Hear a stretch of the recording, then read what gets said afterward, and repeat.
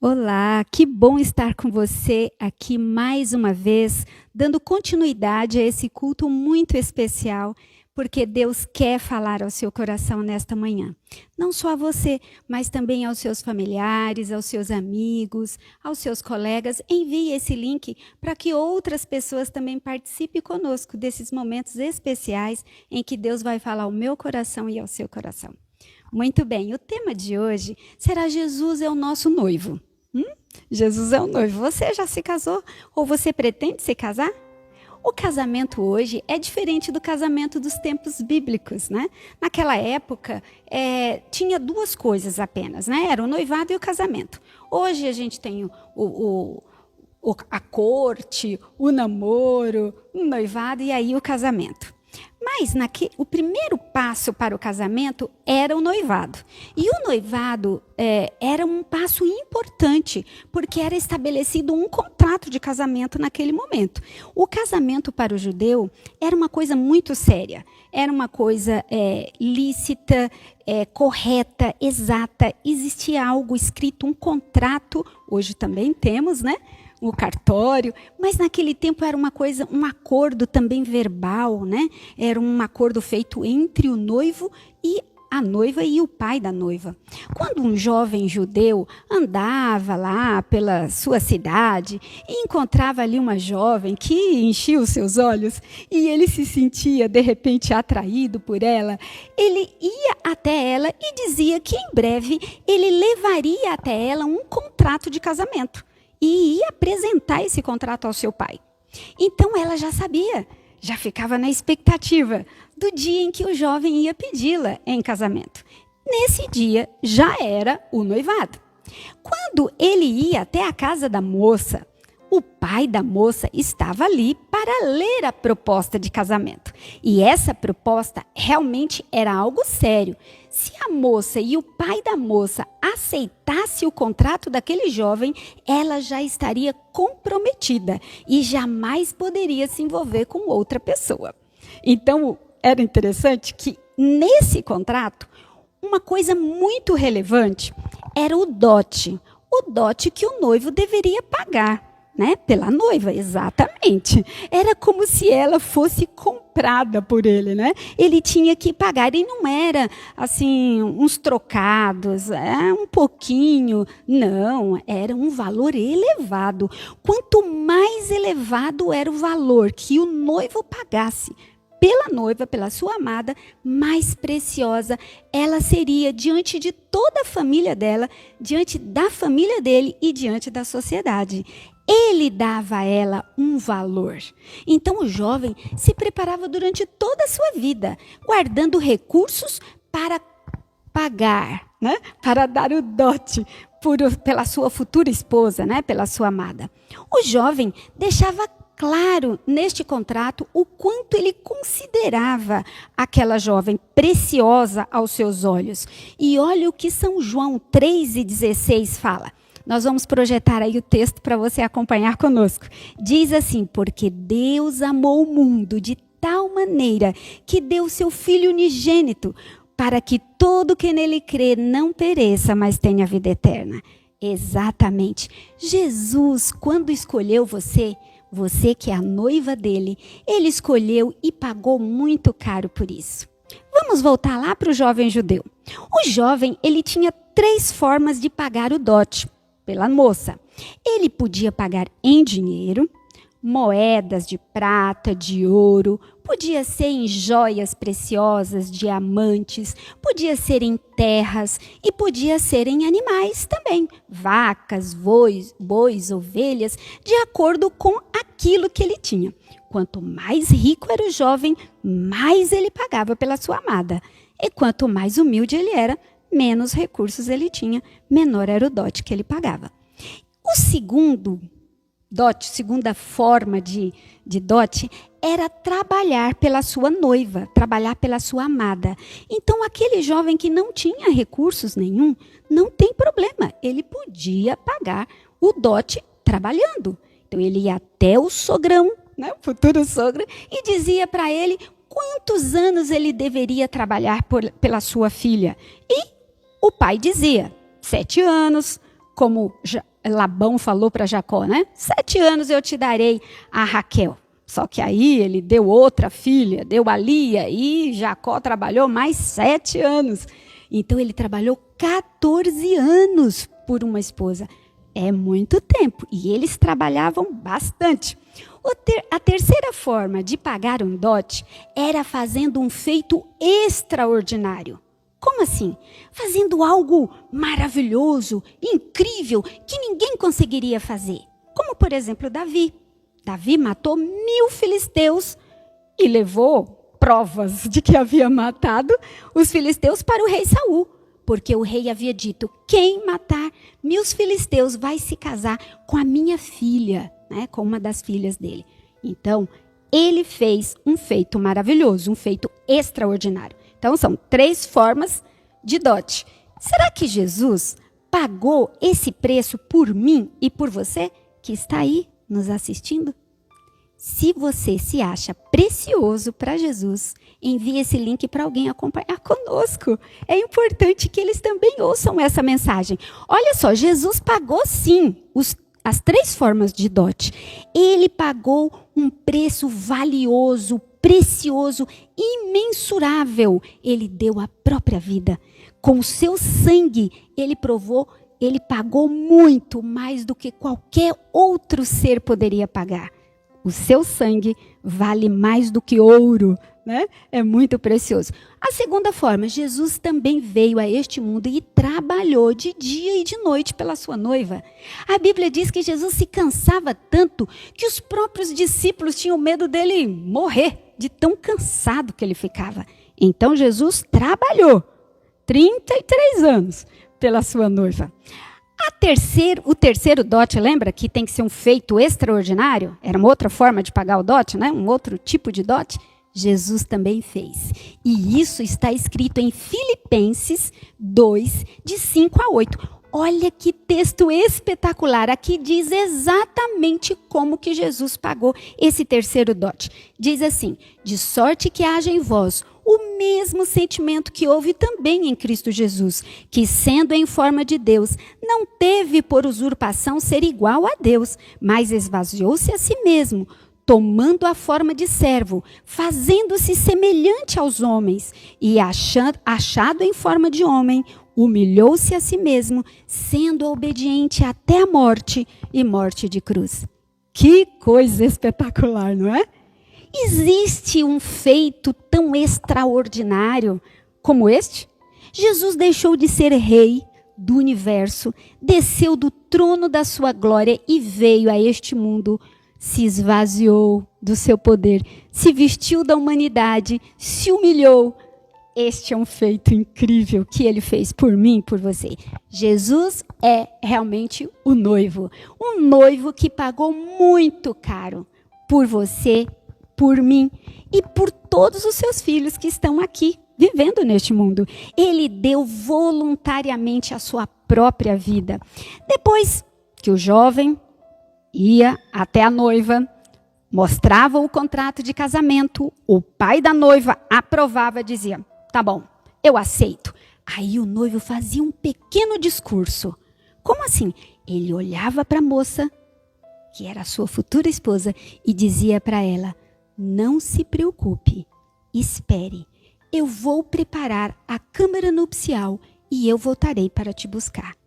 Você se lembra de algum texto da Bíblia em que Jesus falou algo parecido? Exatamente, está em João 14, de 1 a 3.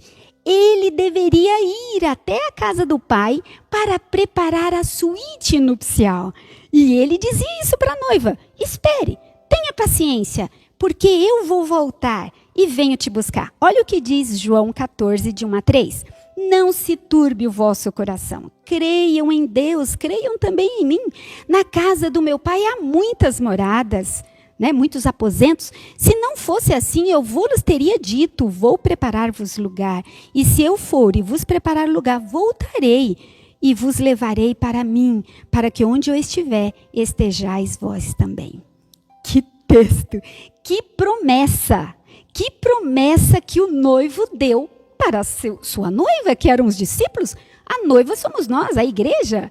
Então ele disse, turbe o vosso coração. Não se preocupe. Jesus falou essas palavras porque todo judeu daquela época entendia que antes do noivo pegar a sua noiva e levar para ele, ele falava isso, era normal.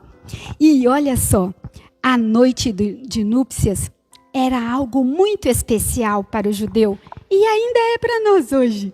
Afinal, ninguém passa a lua de mel, sei lá, em qualquer lugar.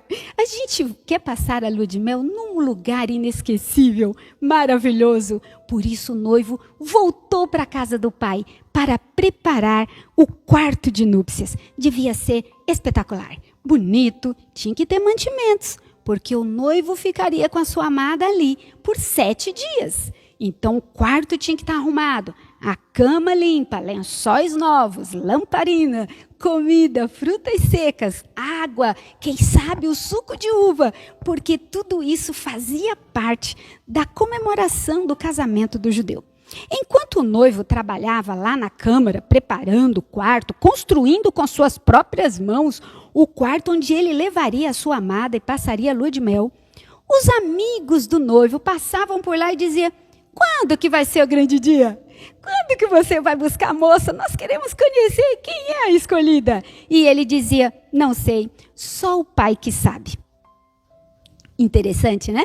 Só o pai que sabe. Sabe por quê? Porque era costume naquela época o pai fiscalizar, não é fiscalizar, acompanhar a construção do quarto nupcial. Então o pai ficava olhando, vendo os materiais, né? Verificando se estava ficando bom, se estava tudo certinho. E assim acontecia. Quando estava tudo pronto, era o pai que dava a palavra final. O filho dizia: pai, está feito, está pronto. E aí o pai dizia: ótimo, ficou muito bom. Eu aceito o que você fez para sua noiva. Pode, você está liberado. Vai buscar a sua amada. Eu também quero conhecê-la. Olha que coisa. Quando eu estava lendo, estudando, preparando esse sermão, eu pensei e fiquei imaginando como Jesus é perfeito. Ele usou os costumes da época para ensinar uma coisa espetacular. Ele é o noivo. Enquanto isso, imagine como que estava a noiva. Será que a noiva estava lá, dormindo, né, na casa dela, sem fazer nada, sem fazer nenhum preparativo? Não. A noiva estava esperando pacientemente pelo seu noivo. E ela não podia sair de casa sem o véu. Por que o véu? Porque o véu, na época, era um símbolo de que ela já havia sido escolhida. Então ela usava um véu, e quando os rapazes da comunidade, da cidade, vissem uma moça com um véu na cabeça, eles já sabiam, ela era comprometida. Hoje nós usamos uma aliança, né? Tem aliança de compromisso, essa aqui é a aliança para dizer que eu pertenço ao Jonas Júnior. Eu pertenço a alguém, né? E naquela época a moça usava um véu. E ela deveria ser como se fosse assim, uma senhora à espera. Como assim?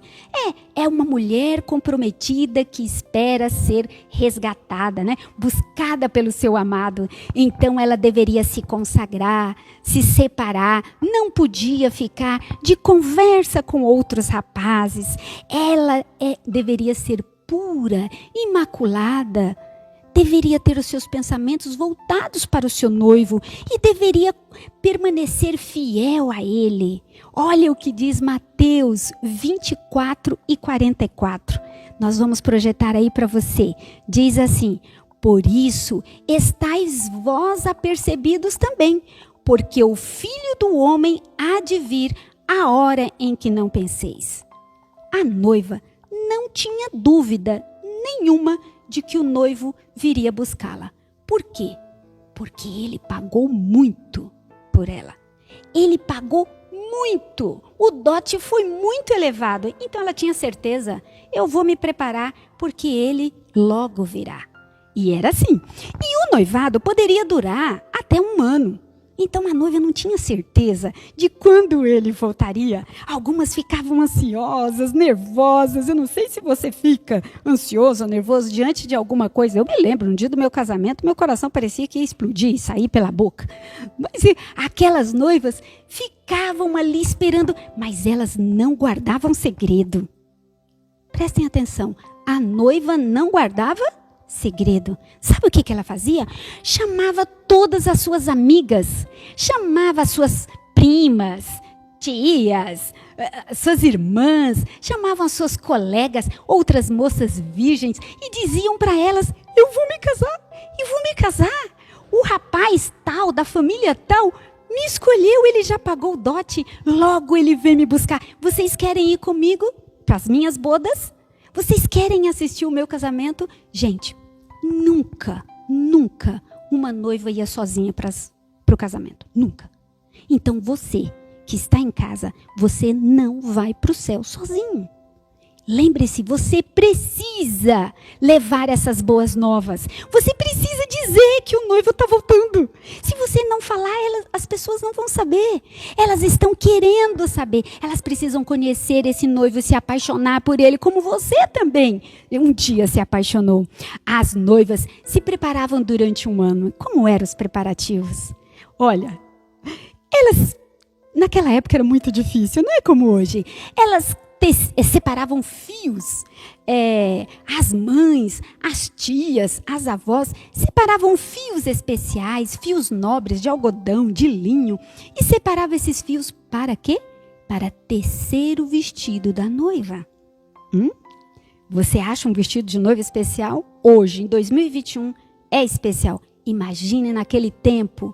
Não tinha máquina de costura, não tinha máquina de tecelagem, era tudo feito à mão. E a noiva levava meses confeccionando o seu vestido. E ela não fazia só, o vestido era junto com a mãe, com a tia, com as irmãs. Todo mundo junto preparava aquele vestido. Era bordado e tinha joias nele, pendurava-se joias naquilo que ela usaria na cabeça. E essas joias poderiam ser parte do dote que ela recebeu. Acho que vocês já até viram um texto da Bíblia que diz: uma mulher que perdeu, ela tinha 10 moedinhas, perdeu uma. Então, aquele era um dos dotes. Poderia ser preso na roupa ou colocado no lenço, no véu, alguma coisa assim.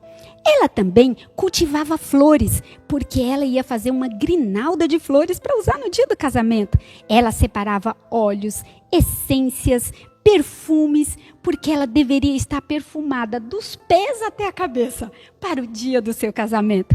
Ela também preparava um enxoval, lençóis, túnicas, toalhas, mantas especiais. Era a responsabilidade da noiva preparar o enxoval. E ela separava uma coisa muito especial, uma lâmpada. Nós não vamos ler o texto, mas ele está em Mateus 25. Leia Mateus 25 e aí vai contar a história de 10 virgens, 10 moças virgens. 5 levaram a lâmpada e o óleo e 5 não levaram. Então essa história, essa parábola diz que 5 estavam preparadas para a chegada do noivo e 5 não estavam. Isso fazia parte do enxoval de toda moça judia que ia se casar. Ela precisava ter uma lamparina. Por quê? Porque Israel era escuro, não tinha energia elétrica.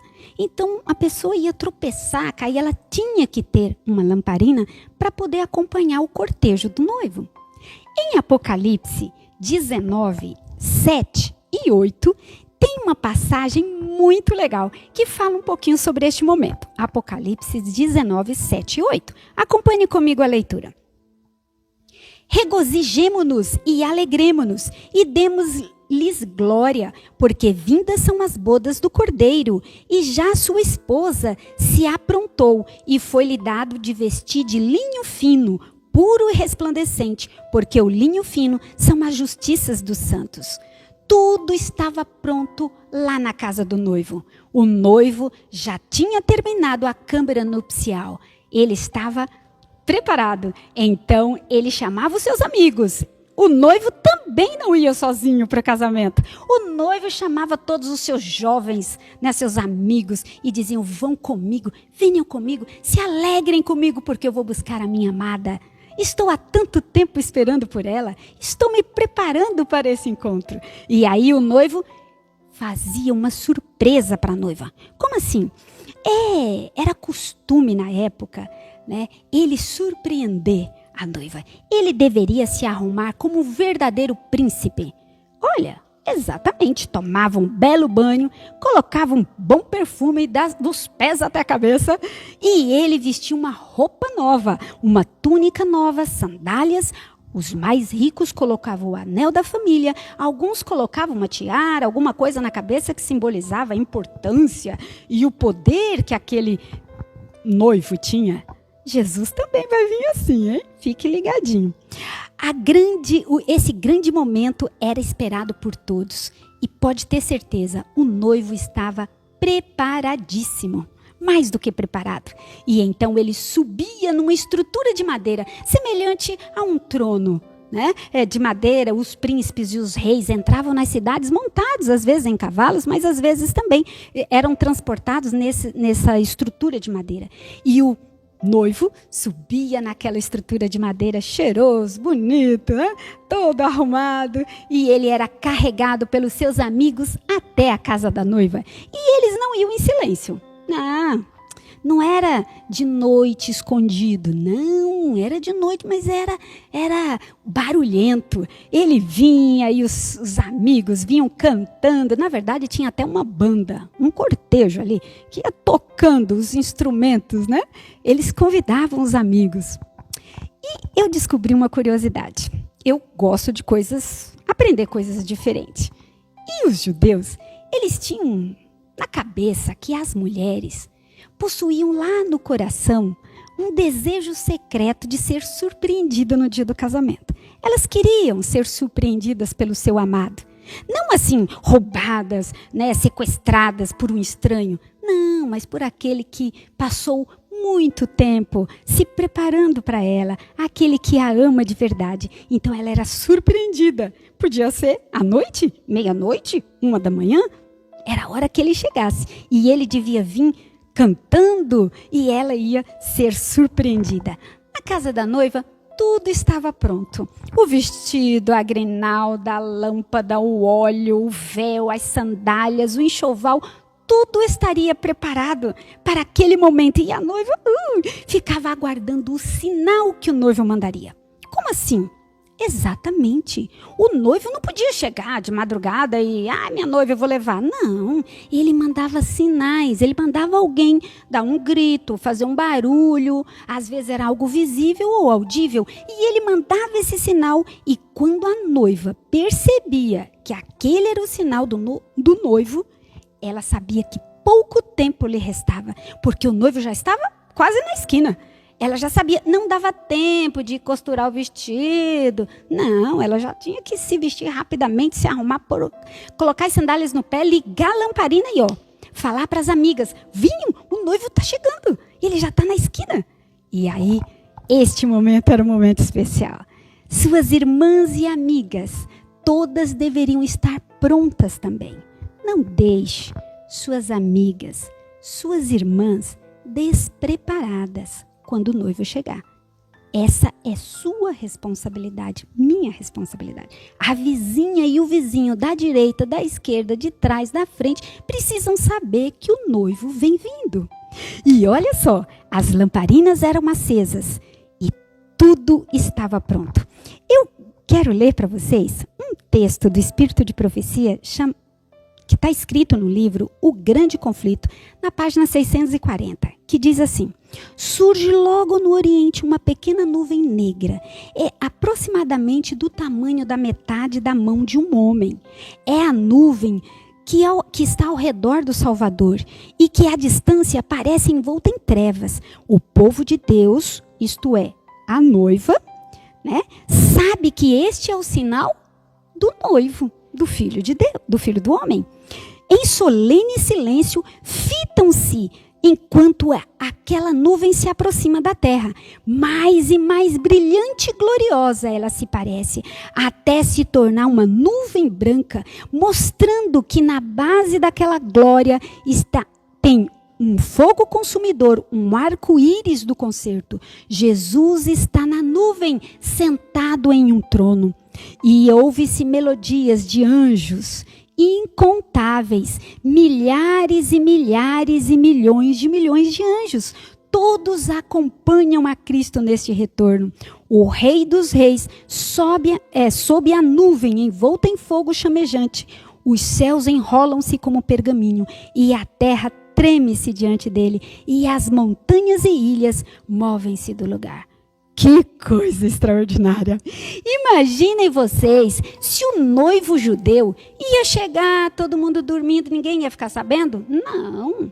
Naquela época, quando o noivo ia buscar a sua noiva, toda a cidade acordava. Ele vinha com barulho, com música, ele vinha com risos e alegrias. Os seus amigos cantavam e diziam: aí vem o noivo, aí vem o noivo, acordem, o noivo vem vindo. E isso fazia com que toda a cidade acordava, inclusive a noiva estava pronta.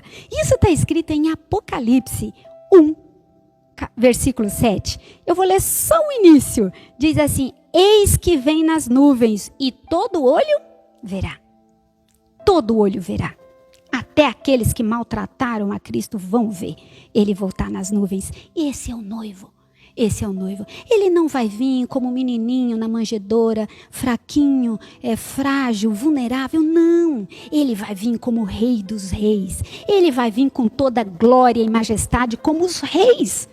Porque ele é o Rei do universo. Isso será indescritível. Essa cena vai ser maravilhosa. Imaginem os mortos ressuscitando, ouvindo a voz do noivo dizer: acorde. Acorde, minha noiva, acorde, querida, levante-se, os anjos recolhendo por todos os cantos da terra, né? Isso você pode ler nos eventos finais, na página 172, tem uma descrição magnífica de como será este momento, o momento em que o noivo vai chamar pelo nome da sua noiva. Não importa se estiver no mar, na montanha, na caverna, se estiver no pó da terra, não interessa. Ele vai chamar e a sua noiva de todos os tempos vai acordar. A porta é trancada, porque depois que o noivo entra, volta para a casa do pai, leva a sua amada e todas as suas amigas para a casa do pai, ele entra nos aposentos nupcial. E este é um momento importante, porque a porta é trancada. Aquelas que não levaram azeite, aquelas que não estavam prontas, aquelas que ainda estavam calçando sapato, aquelas que estavam dormindo, aquelas que estavam distraídas, vão ficar de fora. As companheiras vão ficar de fora. O pai do noivo prepara vestes nupciais. Ninguém entrava no casamento sem uma roupa especial. Você não precisa ter uma roupa gloriosa, porque Cristo dá para você. São as vestes da justiça, roupas brancas que simbolizam pureza, dignas de ficar na frente dele. Nós não temos dignidade, é Cristo que tem. Israel celebrava o casamento de forma diferente. Olha só. Não era assim, o noivo chegou na casa do pai e já acabou, já teve o casamento. Não, primeiro o matrimônio deveria ser consumado. Vocês entendem isso? O noivo tinha que ter intimidade com a noiva antes de realmente acontecer o casamento. Todos ficavam na expectativa. Engraçado que tinha um costume, o padrinho do noivo ficava na porta da câmara lá, quietinho, esperando. O noivo lá de dentro dava um sinal de que havia consumado o casamento e todos se alegravam na festa, porque o noivo era íntimo da sua noiva. Você é íntimo do noivo? Você tem comunhão com ele? Você lê a Bíblia? Você lê os livros? Tantos materiais nós temos. Essa é a forma de termos intimidade com Deus, falar com ele, orar, ouvir a sua voz. As núpcias deveriam durar 7 dias, mas nós passaremos as bodas com Cristo 1000 anos. Será um milênio, 1000 anos. Apocalipse 19, 7 e 9 diz: regozijem-se, alegrem-se, demos-lhes glória, porque vindas são as bodas do Cordeiro e já a sua esposa está pronta. Bem-aventurados aqueles que são chamados à ceia das bodas do Cordeiro. Todos são chamados. O convite é para mim, para você, para o seu vizinho, até para o ladrão na cruz. O convite é para todo mundo. A noiva não é digna. Quem é digno é o noivo. É o noivo que paga o dote. É o noivo que diz que ela é preciosa. Então você é convidado para essas bodas. Não seja egoísta. Leve para outros, para que eles também participem com você. A noiva agora é apresentada, depois desse período, né? Depois da intimidade com o noivo, ela é apresentada a todos e agora não mais com véu. Lembra do véu? Agora ela é vista e conhecida. Todos agora podiam ver quem foi a escolhida, a eleita. Assim será quando nós formos para o céu e Cristo vai nos apresentar para todos os mundos não caídos e Cristo vai dizer: tá vendo? Tá vendo a minha noiva? Viu como valeu a pena eu pagar o dote por ela? Eu dei a vida porque ela me é preciosa. Cristo vai depois voltar para essa terra, renovar a terra, e aqui nós passaremos uma vida eterna ao lado dele. O noivo vai morar comigo e com você. Ele pagou o dote, foi caro. Ele já preparou a suíte nupcial. Já está pronto. Já está pronto. Ele já está se aprontando. O pai já está a ponto de dizer: pode buscar a noiva. Já está tudo terminado aqui. E você? E você? Você já convidou os seus amigos, os seus familiares? Você está com a sua lamparina? Você tem o Espírito Santo, que é o azeite? Precisa do azeite. Precisa do Espírito. E no poder dele, você vai participar das bodas do Cordeiro. Esta semana, a Semana Santa, é o melhor momento. É o tempo certo para você estender esse convite. Hoje à noite eu estarei aqui. Provavelmente aqui. Nesse cenário aqui, a gente vai mostrar mais algumas coisinhas. E aqui nós vamos falar com você. Não só com você, mas com as suas amigas, com os seus amigos, com os seus vizinhos, com os seus colegas, com os seus adolescentes, com as suas crianças. Reúna a sua família. Você não pode ser egoísta de querer ir para o casamento sozinho. Você vai para o casamento sozinho? Não, você tem que ir com todos. Você precisa ir com todos que você conhece. Ame os outros, porque Cristo nos amou primeiro. A oportunidade é perfeita. Feche os seus olhos, que eu quero orar com você. Querido Deus, querido Pai de amor, ó Senhor, que sacrifício incrível o Senhor fez por nós. Que dote maravilhoso, imensurável, impossível de calcularmos. Jamais poderíamos imaginar um dote tão caro que o Senhor pagou por nós. O Senhor deu a própria vida, o Senhor trabalhou e ainda trabalha por nós. E o Senhor se despiu da sua divindade e se fez humano para entender as nossas necessidades. Senhor, muito obrigado por esse maravilhoso sacrifício. Agora, Senhor, nos dê força para levarmos essa mensagem para outras pessoas. Não podemos guardar isso só para nós. Outros precisam saber que o Senhor está voltando. Nos ajude a termos coragem, a não termos vergonha, a sermos audaciosos como o Senhor foi e dizer para todos: venham, se preparem comigo, porque o noivo está voltando. Senhor, nos aceite como noivas imperfeitas. Coloque sobre nós o teu manto da justiça. Coloque sobre nós um véu que nos purifica e nos prepara para estar diante do Senhor. Tenha intimidade conosco todos os dias. Nós lhe pedimos e agradecemos. Senhor, abençoe a todos que estão nos acompanhando e dê a cada um, a cada lar, a cada família, a tua bênção. Que o Senhor nos acompanhe hoje e sempre. Amém. Muito obrigada.